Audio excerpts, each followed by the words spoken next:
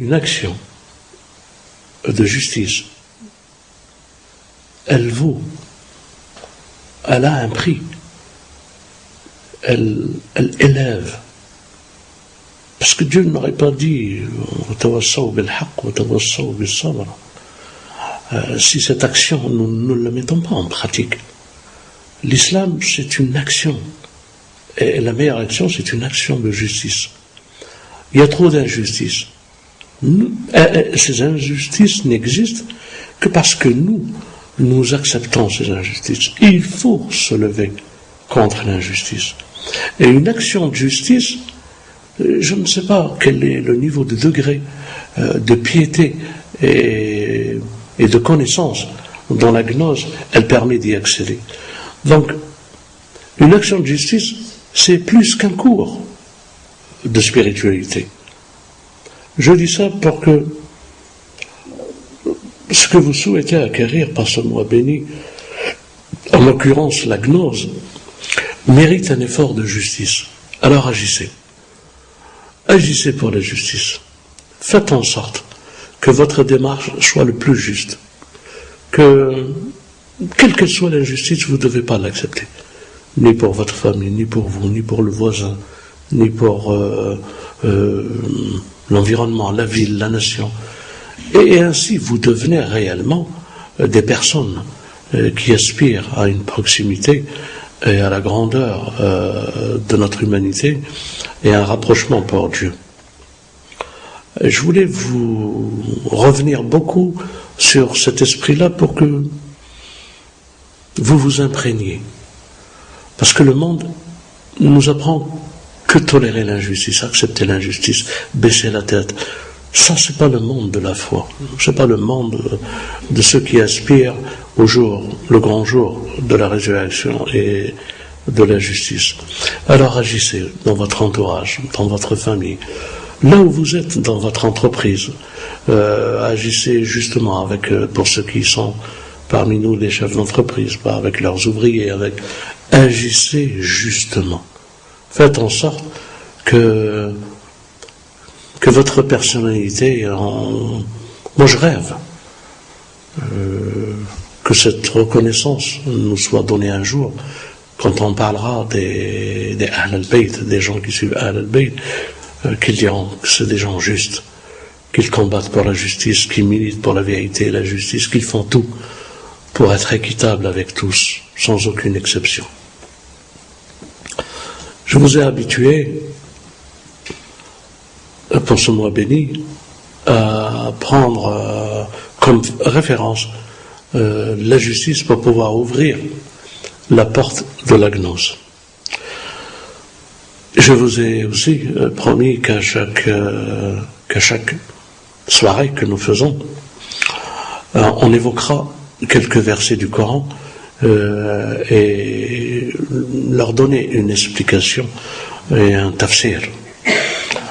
Et laisser à votre aptitude de pouvoir percer cette vision à travers ces versets avec le regard de l'amour de notre bien-aimé. Je ne vais pas prendre beaucoup de temps et je vais juste vous dire les différentes manières de l'histoire du Coran jusqu'à une époque récente où les découvertes ont été faites pour vous donner une idée et une image. Comme vous le savez, le Coran commence avec la grande sourate qui est Sourate al-Baqarah. Sourate al-Baqarah, elle comporte 3 lettres. Et écoutez-moi bien parce que je parle maintenant spiritualité et gnose. Ces 3 lettres, les gnostiques les interprètent d'une certaine manière. C'est-à-dire ceux qui sont aptes à pouvoir les analyser profondément et les comprendre, ils donnent une méthode. Ça a toujours perturbé nos savants que ce que cela veut dire Alif Lam Mim. Bien sûr, les découvertes de l'ordinateur ont ramené un résultat époustouflant pour la révélation. Mais je vais vous faire goûter un peu, à travers le regard de la gnose, comment il regarde les 3 premières lettres de la sourate al-Baqarah. L'alif s'écrit d'un point du haut jusqu'en bas, un bâton. Le lam s'écrit la même chose, mais avec une courbe en dessous. Et le mim, c'est un cercle avec une petite queue qui va vers le bas. Ce qui veut dire, pour les gnostiques, parce que le livre de Dieu, il dit, Bismillah ar-Rahman ar-Rahim, Alif Lam Mim, Zalika al-Kitab. Tout de suite,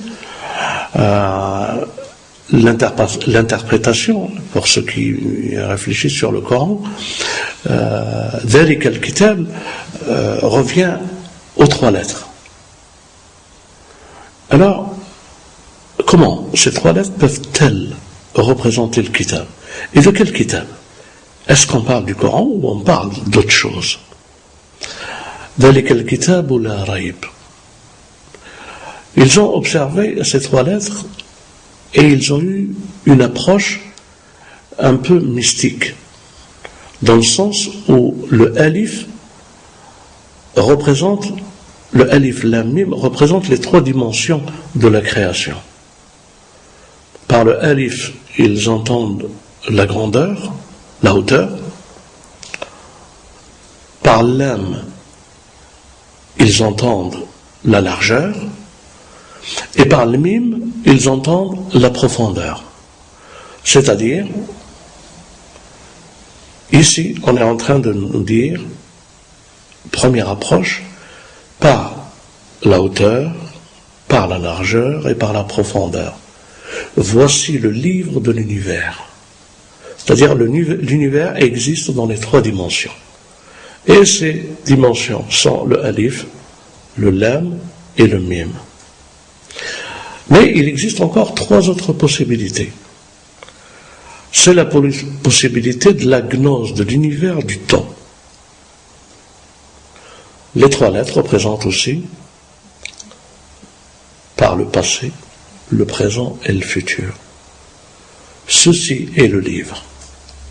Ceci est une direction. C'est-à-dire, ils ont rassemblé sur les 3 lettres les 3 dimensions du temps et les 3 dimensions de l'espace et de l'univers. Cette vision, quel rapport elle a avec nous? Pourquoi que ces 3 dimensions qui sont Zalika al-Kitab ou la Raïb, c'est-à-dire qu'il n'y a point de doute dans les 3 unités qui représentent les 3 dimensions et les 3 unités qui représentent le temps.